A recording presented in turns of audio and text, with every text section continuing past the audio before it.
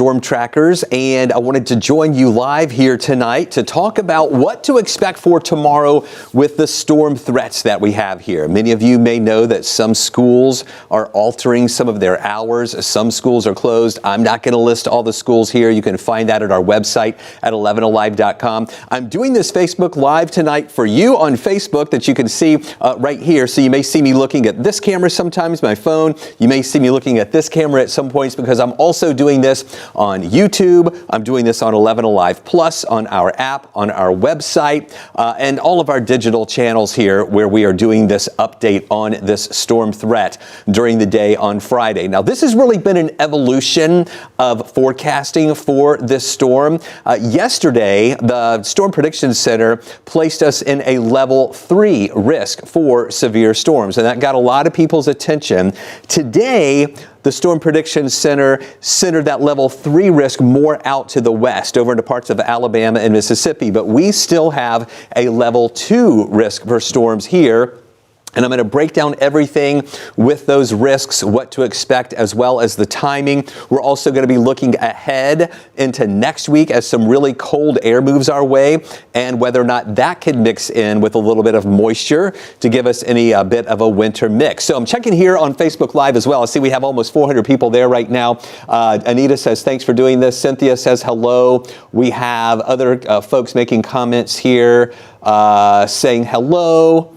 And thank you for doing this, and hello from Cedartown. So I'm going to let folks make some comments there. I'll get back to those in just a minute, but let's start right now tracking this system that is going to be moving into our direction. I want to show you radar here, and of course we don't have anything going on right now in our area. We're mainly dealing with mainly clear skies. A few clouds may mix in at times. Tomorrow is going to be chilly in the morning, but not as cold as it has been, and then tomorrow afternoon, we're expecting temperatures to make it up into the lower 60s. So as those temperatures warm during the day tomorrow, that is going to be when our air is going to be a little more unstable as the front moves our way, and that's going to give us a chance for some of those showers and storms. Again, for those of you on Facebook who are just joining us right now, sometimes I'm looking at you on this camera, and then sometimes I'm looking over kind of off from where you're watching to this camera here, because we're also simulcasting this on YouTube as well as 11 Alive Plus and all of our digital feeds. All right, so nothing going on right now in our area. And if you go out to the west, I know this really doesn't look that impressive, does it, yet?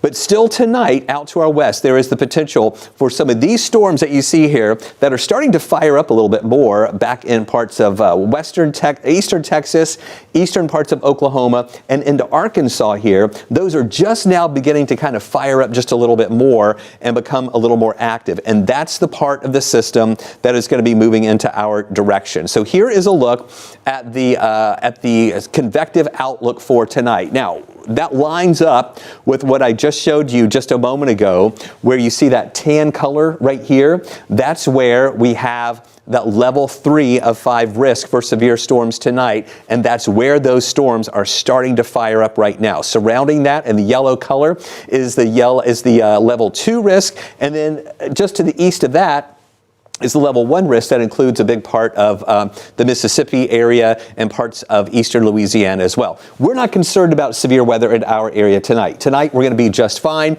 In fact, we don't even expect any rain here tonight. And really, the first part of the day tomorrow, we're not expecting any rain here in our area either. It's mainly going to be around lunchtime when some scattered showers develop, and then in the afternoon, ending early evening when we have the main line of storms that will move our way. So here is a look at the convective outlook, excuse me, from the Storm Prediction Center. And remember what I was saying just a little while ago. Yesterday, when the Storm Prediction Center issued the outlooks, they included a level 3 risk for areas south of I-20 and down into central Georgia. Today, they scaled back on that and are focusing more of that level 3 risk tomorrow. That's going to be more out to the west through parts of western Alabama over into central and northern Mississippi, where the chances are going to be higher for some of those severe storms. But even though we're not in the level 3 risk anymore, we're still in that level 2 risk, and it covers really just about the entire state except for that little part of North Georgia where there is a level 1 risk. So what we're going to be watching for tomorrow will be the potential for some strong wind. And when I'm talking about that, and I'll explain more about that in just a minute, we're talking about more than just thunderstorm winds. The winds are really going to start whipping up during the day tomorrow, getting strong, even when it's not raining, all right? So it's not just thunderstorm winds. We're going to see the winds whipping up throughout the day. That could bring down some trees, some tree limbs as well. The ground is very saturated, so it's very soft. So if you get a lot of strong winds, it could easily bring down a tree. Of course, that could cause some power outages as well. The rain situation is interesting. We do think that the band that comes in will be heavy rain. However, it's going to be a fast mover. I don't think we're going to get maybe a ½ inch of rain tomorrow with this system. So we don't really expect any flooding issues, even though the ground is saturated. It's just such a fast mover. We're not going to have a lot of rain piling up to cause any type of flooding. So brief heavy rain is a possibility.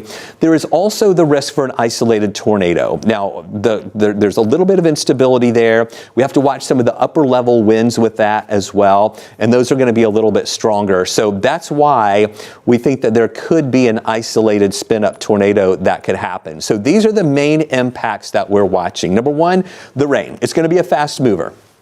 Most likely less than an inch. I think that most areas might be lucky to even get a ½ inch of rain. So again, not really concerned about a big time flooding threat. The wind is going to be very strong during the day. As I mentioned, even outside of the thunderstorm risk, we're talking about in the metro area, we're going to have wind gusts 35 to 40 miles an hour. And in the mountains, we're talking winds that could be gusting between 50 and 60 miles an hour. So that's going to be some strong winds that could cause some damage. Now, the severe weather threat is mainly a wind and rain issue. An isolated tornado is not out of the question, although we don't think that's going to be a very high risk here in our area. I think that'll be a little higher down into parts of central and also South Georgia. So here's the timing of that rain. In the morning, going to work, it's going to be dry, but then once we get closer to lunchtime, that's when we'll see those showers developing and a few thunderstorms through the afternoon, and then ending, we're thinking after 5, 6 o'clock, and then drying out during the evening hours here tomorrow. So let's talk about, again, we talked about the convective outlook. Let's talk now specifically about the timing here of what we're watching. All right, so here we are right now. If y'all can see the time right there at the top of the screen, all right, and those of you on Facebook can see it right here.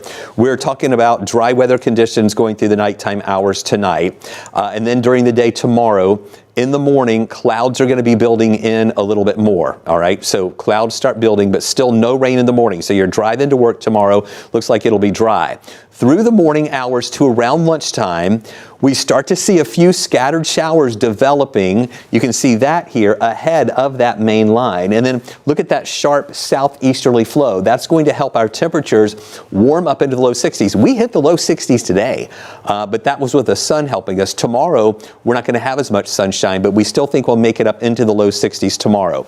Out to the west, back what you see in Alabama, that's the line of storms that'll be moving our way. Once those move into Georgia, that's what we're going to be watching for, that potential that some of those could turn strong. Now, as you can see, though, kind of a broken line, but what we're going to be watching with this is that within that line of storms, there could be some individual cells that have that heavy rain, that have the lightning, and that have that low risk for an isolated tornado to occur. So this as at 2 o'clock in the afternoon, all right? So showers, some of them heavy in North Georgia, coming into Northwest Georgia. So I know a lot of folks are going to be asking on Facebook, what about my city? What about my town? This is the time where you need to pay attention here, because I can't go through and say, okay, Cedartown has this, that time, you know. So watch right now as I'm walking you through the timeline of when we think these storms are going to be the strongest.